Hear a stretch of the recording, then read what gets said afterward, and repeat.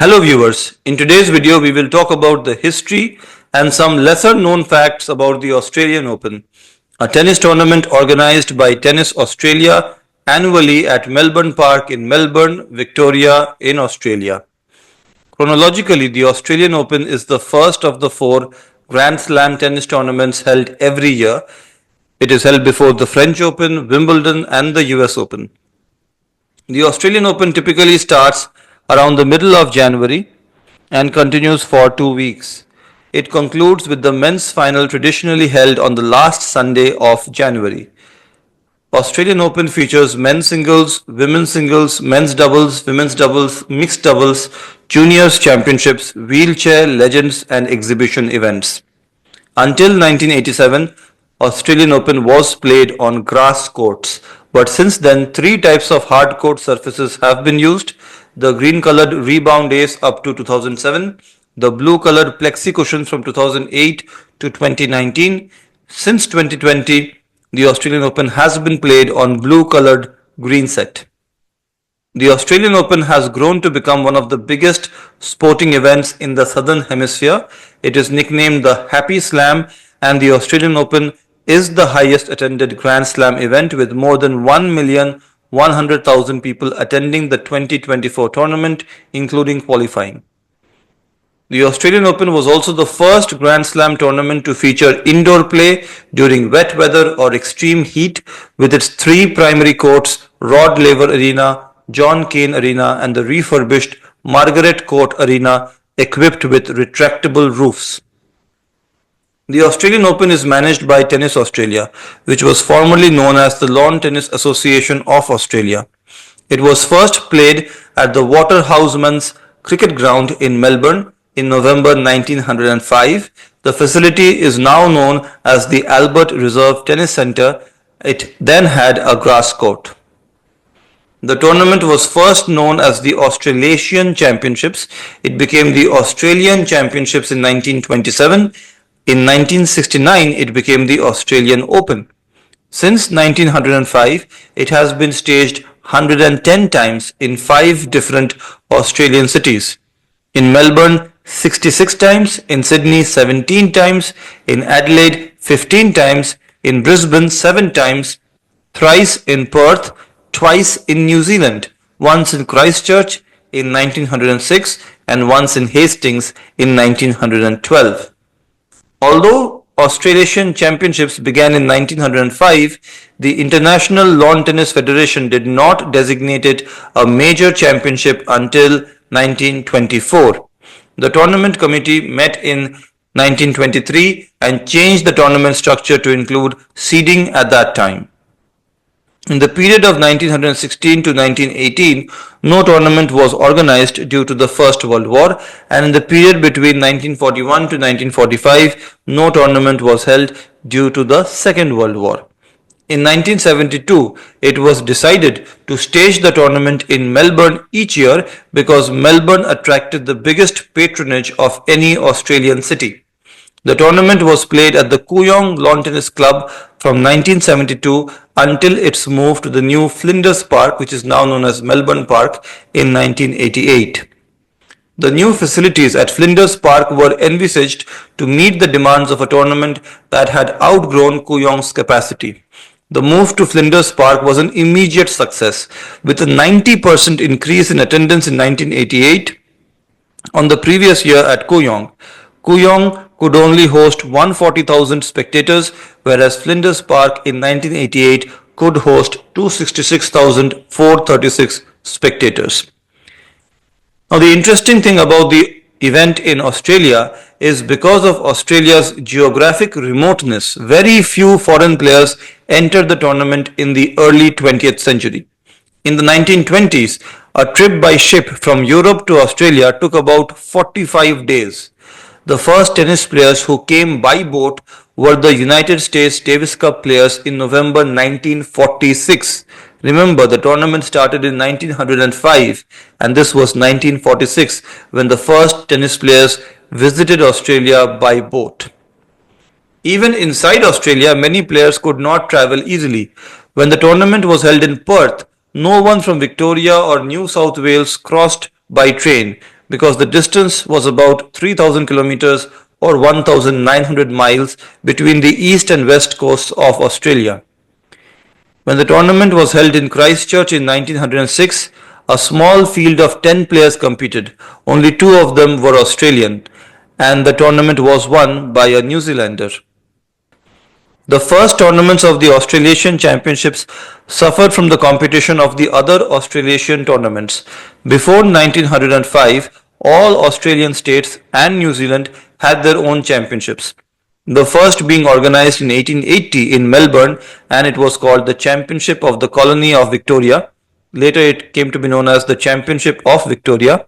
In those years, the best two players, Australian Norman Brooks, whose name is now written on the men's singles cup, the Norman Brooks Challengers Cup, and New Zealander Anthony Wilding almost did not play in this tournament. So this is very interesting. Norman Brooks, whose name is found on the men's singles winners trophy, did not play the tournament more than once. And the only occasion when he played the tournament was in 1911, and he won the event in 1911 without dropping a single set. Anthony Wilding entered and won the competition twice in 1906 and 1909. Meetings of tennis players in the Victorian Championships or at Wimbledon helped to determine who the best Australasian players were, not their meetings in the Australasian Championships, which is remarkably interesting.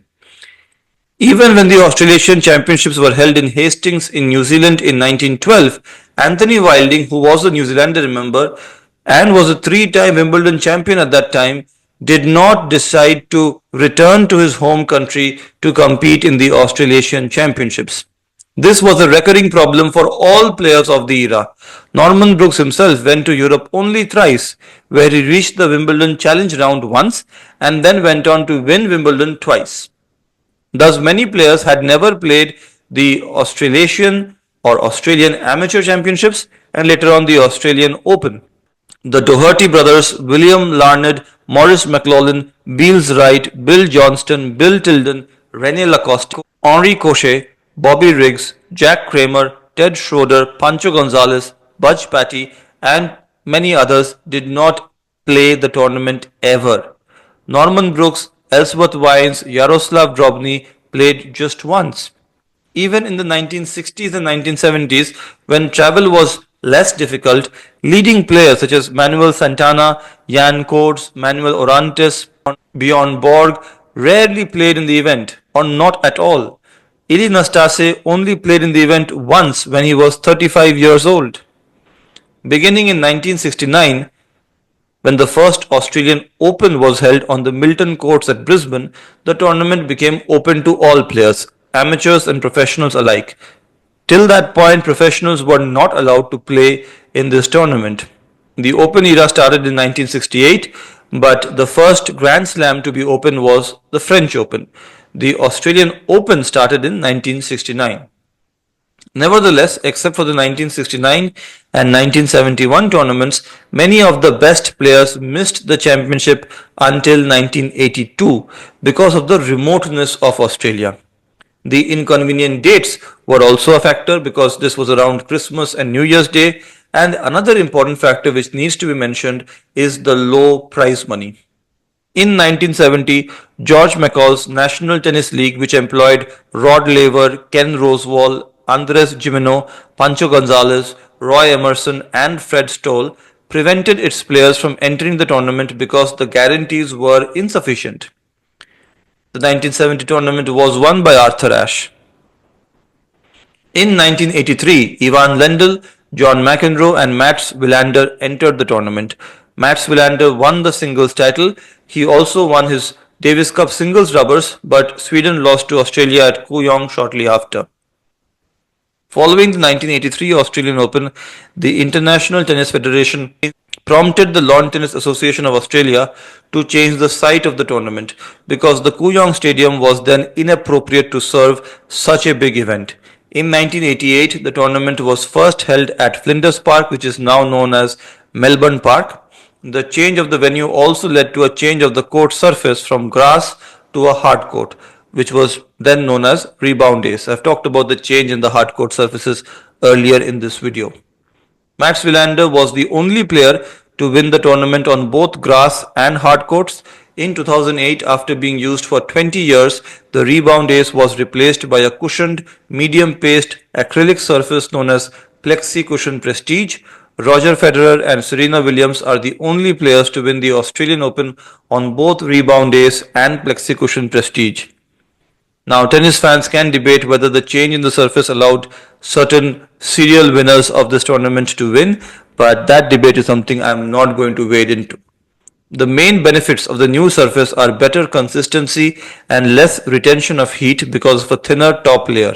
This change was accompanied by changes in the surfaces of all lead-up tournaments to the Australian Open. The change was controversial because of the new surface's similarity to Deco Turf, the surface used by the United States Open. Before the Melbourne Park Stadium era, tournament dates fluctuated as well, in particular in the early years because of the climate of each site or exceptional events. For example, the 1919 tournament was held in January 1920. The 1920 tournament was played in March, and the 1923 tournament in Brisbane took place in August when the weather was not too hot and not too wet. After the first 1977 tournament was held in December 1976 to January 1977, the organizers chose to move the next tournament forward a few days. Then a second 1977 tournament was played, which ended on 31st December. But this failed to attract the best tennis players for understandable reasons. From 1982 to 1985, the tournament was played in mid-December. Then it was decided to move the next tournament to mid-January from January 1987, which meant no tournament was organized in 1986. Since 1987, the Australian Open date has not changed except for 2021 when it was postponed by 3 weeks to February due to a pandemic. Some top players, including Roger Federer and Rafael Nadal, have said in the past that the tournament is held too soon after the Christmas and New Year holidays, and they have expressed a desire to consider shifting the tournament to February. Such a change, however, would move the tournament outside Australia's summer school holiday period, potentially impacting attendance figures. So any change has to be considered seriously, taking all factors into account. Prior to 1996, and perhaps this is the most important point which I would use to conclude this video, prior to 1996, the Australian Open rewarded fewer ATP ranking points than the other three Grand Slam tournaments. The reason cited by the ATP was the prize money offered by the Australian Open was far less than the other three majors. So into the 90s, the Australian Open was not as attractive a tournament as the other three Grand Slam tournaments. I hope you liked this video.